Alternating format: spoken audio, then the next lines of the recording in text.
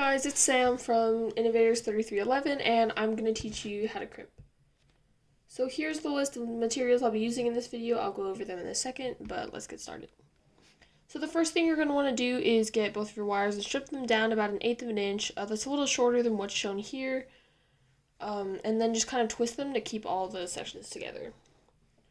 So I'm using a Jst-Vh 2-pin connector. That's what I put on all of our motors. You'll notice that the wires that I have are connected to anything. It's just an example. Just thought I'd say it. So these are my crimpers. I'll have a link for those down below. You'll want to use the biggest setting for the pins in a second, which is the one closer to the main part of the crimpers. So these pins, you're going to need to get 2 of them. And when you do, make sure you find where the wings are.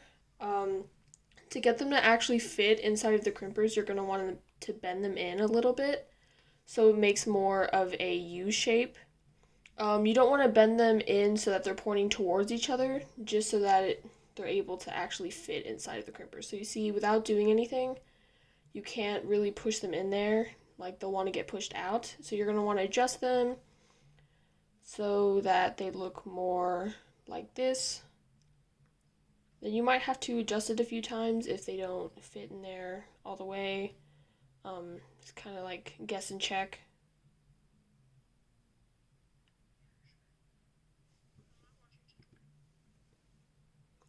But when you do get it so that they are able to fit inside, you're going to put them on that largest setting and make sure the bulky part of the pin is sticking out, and you see how they're not actually in between.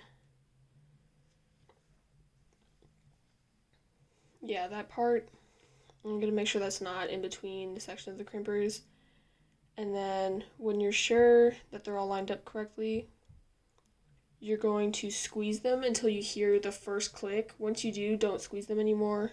You're going to leave it like that for a second. And once you do that, you're going to get one of your wires. It doesn't matter which one you do first. You're going to make sure it's all twisted up so that it doesn't start fraying, that it stays all together.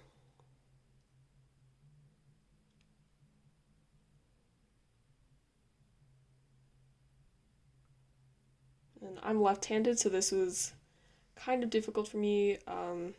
That's why my hands look kind of awkward. So yeah, so you're going to push the wire all the way in. Don't expect it to go under anything. You'll know when it's all the way in, it won't let you push it in all the way.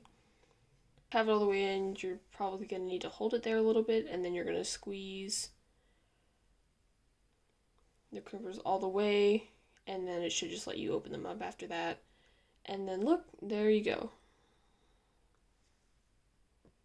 Alright, so then you're going to want to do the exact same thing to the other wire, and once you have those done, you're going to want to get your connector, and you're going to want to locate those 2 big slits on the top of them, and also with the crimp pins, there's one side that has a little flap, and that's what's going to keep them in place in the connector, keep them from falling out.